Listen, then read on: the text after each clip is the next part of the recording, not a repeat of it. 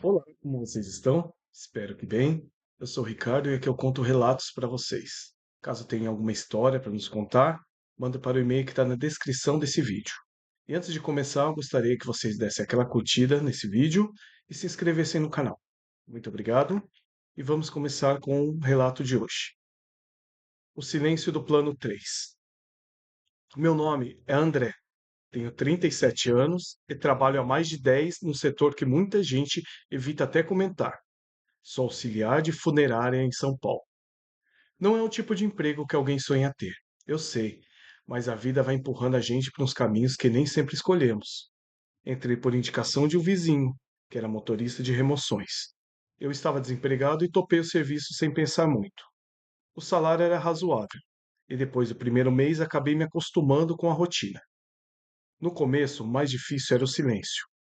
A funerária ficava numa rua antiga do centro, em um prédio de 3 andares que parecia ter parado nos anos 80. As paredes descascadas, o cheiro constante de desinfetante e flores, o ar parado, mesmo com o ventilador girando. Tudo isso criava uma sensação de que o tempo ali tinha outro ritmo. Trabalhar com a morte é diferente de qualquer outro trabalho. Você aprende a ser discreto, a respeitar o espaço e o tempo das famílias, e não fazer perguntas, mas também aprende que a morte tem um jeito próprio de se fazer presente, mesmo quando o corpo já foi embora. As noites de plantão. Eu fazia o turno da noite, das 7 da noite às 7 da manhã. Era o turno que quase ninguém queria. Na maioria das vezes era tranquilo. Limpava a recepção, conferia documentos, recebia os corpos trazidos pelos motoristas e preparava as salas para o velório do dia seguinte. Mas de vez em quando aconteciam coisas. Pequenas coisas, sem explicação, que eu tentava não pensar demais. A primeira vez, logo no segundo mês.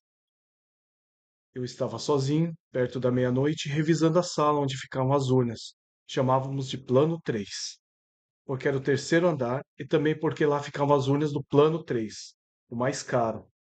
Era um andar silencioso, só com lâmpadas frias e um corredor estreito. Enquanto eu conferia uma etiqueta, ouvi um barulho de passos vindos do fundo. Achei que fosse segurança, o Cláudio, mas ele não subia lá sem avisar. Chamei por ele, mas ninguém respondeu. O som continuou, devagar, como se alguém andasse arrastando os pés.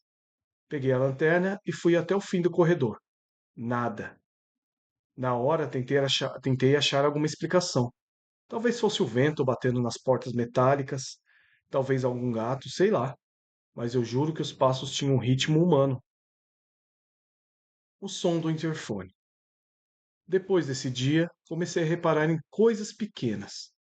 O interfone tocava no meio da madrugada e quando eu atendia só vinha um chiado. Uma vez o telefone interno tocou, e quando levantei o fone, uma voz fraca disse: Sala 3. Antes que eu respondesse, caiu a ligação. A sala 3 era onde ficavam os corpos que chegavam durante a noite, antes de irem para o preparo. Desci com o coração acelerado. Quando entrei, o corpo de uma senhora idosa estava lá, coberta por um lençol branco. A etiqueta dizia: Alzira, o sobrenome, né? 78 anos. Tudo normal. Mas o telefone ao lado da maca, o mesmo tipo de aparelho interno, estava fora do gancho. Ninguém além de mim tinha acesso naquele horário. Coloquei o telefone de volta, respirei fundo e fui embora. Não contei para ninguém. Naquele tipo de trabalho, se você comenta algo, vira motivo de piada. O preparo.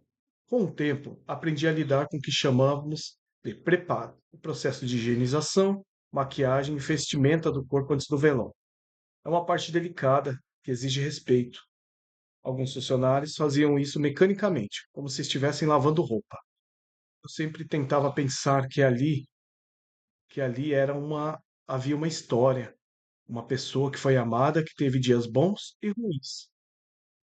Teve um caso que eu nunca esqueci. Um rapaz de uns 20 e poucos anos, morto em um acidente de moto. O rosto dele estava todo machucado, mas a mãe pediu para deixá-lo o mais apresentável possível. Passei horas arrumando cada detalhe. Quando terminei, apaguei as luzes e fui trancar a sala. No momento em que a chave girou, ouvi um estalo, como se o plástico da maca tivesse se mexido. Voltei a olhar e juro que o lençol sobre o corpo mexeu, só um pouco, como se o ar tivesse entrado por baixo. Não teve vento, as janelas estavam fechadas. Dei um passo para trás, o coração disparado. Esperei alguns segundos e nada mais aconteceu. No outro dia, quando contei para o Cláudio, ele riu. Ah, isso é ar que fica no corpo, rapaz. Acontece direto, mas até hoje eu não sei. O jeito como o lençol se moveu foi diferente. Parecia um suspiro. A Senhora do Corredor. Alguns meses depois, começaram as obras no primeiro andar e o movimento da funerária diminuiu. O dono resolveu deixar só eu e mais um funcionário no turno da noite. Foi nessa época que começaram os relatos da Senhora do Corredor. O motorista Rogério foi o primeiro a comentar. Disse que ao chegar com o corpo de madrugada viu uma mulher de vestido azul descendo a escada, mas achou que fosse parente de alguém. Quando perguntou no dia seguinte, ninguém sabia de quem ele estava falando. Eu ri, claro, mas guardei aquilo na cabeça. Uma semana depois, eu mesmo vi. E não foi uma sombra ou reflexo. Foi uma mulher de verdade, ou pelo menos parecia. Vestido azul claro, cabelos brancos presos, andando devagar pelo corredor, que dava lá para o necrotério. Chamei, mas ela não respondeu. Corri até lá e sumiu. Revirei as salas, olhei o banheiro, tudo trancado. Depois disso, comecei a reparar que o sensor de movimento do corredor acendia sozinho, sempre por volta das 3 da manhã. É, realmente sempre é às 3 da manhã que acontecem essas coisas, né? Nem sempre dava para ver algo, mas o registro de presença no painel marcava detecção. Era como se alguém passasse ali. O caso da urna vazia.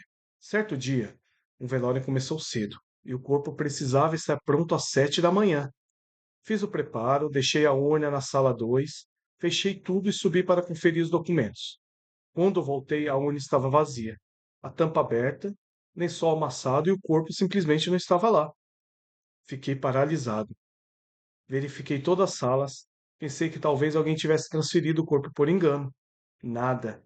O segurança não tinha visto ninguém entrar ou sair. Depois de uns 10 minutos de puro desespero, desci correndo ao necrotério. E lá estava ele, deitado na mesma maca que havia sido preparado, exatamente na mesma posição, sem explicação. Ninguém assumiu ter movido. O dono da funerária achou que eu tinha me confundido, mas eu sei o que vi. Eu mesmo havia colocado aquele corpo na urna, fechado a tampa, registrado o número, e ainda assim ele voltou para o lugar onde estava antes? Nossa, as vozes. Com o tempo aprendi a conviver com o silêncio, mas às vezes o silêncio fala. Tem noites em que o prédio parecia respirar. A madeira estala, as luzes piscam, o elevador desce sozinho, mas teve uma noite que me marcou de verdade. Era véspera de feriado. Eu estava sozinho revisando os papéis na recepção. Comecei a ouvir vozes baixas, como se duas pessoas conversassem. Achei que fosse a televisão da portaria, mas estava desligada. Fui seguindo o som até perceber que vinha da sala de velório 4. A luz estava apagada, mas o som era claro. Uma voz feminina e outra masculina, falando baixo como um sussurro. Encostei o ouvido na porta, tentando entender as palavras. Não consegui. Abri devagar e silêncio. A sala estava vazia. No centro, a urna fechada com um senhor de 80 anos. Nenhuma pessoa ali. Deixei a porta entreaberta e fiquei observando. De repente, o microfone do púlpito, aquele usado pelas famílias para orar, fez o estalo e deu um ruído, como se alguém tivesse passado a mão no fio. Desliguei a tomada e saí rápido. Naquela madrugada não consegui dormir nem um minuto. E quando o dia clareou, a sensação é de que a funerária inteira tinha me observado durante a noite. O funcionário novo. Alguns meses depois, contrataram um rapaz novo, Felipe. Ele era brincalhão, não acreditava em nada dessas histórias. Eu até achei bom, trazia leveza para o ambiente. Mas depois de um tempo ele começou a mudar.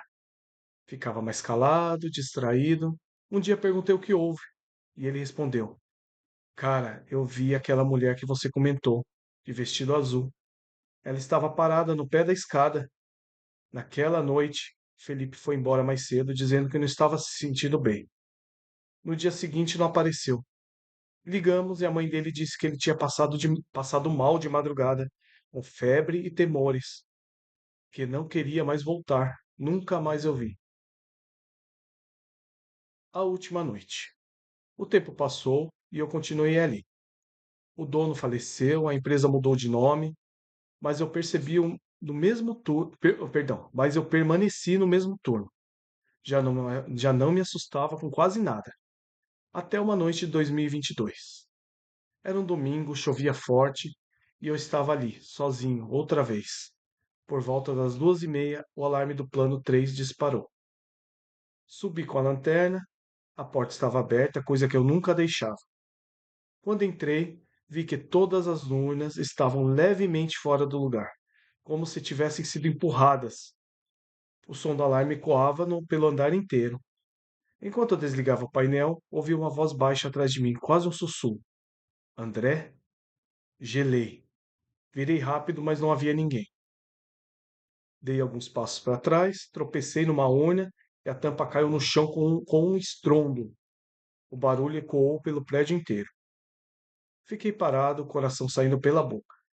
Então ouvi outra vez. Deixe em paz. Foi o que eu entendi, como se alguém me pedisse para parar, para não mexer mais. Fiquei alguns segundos imóvel, depois fechei a porta, desci, sentei na recepção e esperei o sol nascer. E ficou. No dia seguinte, pedi transferência para o turno da manhã.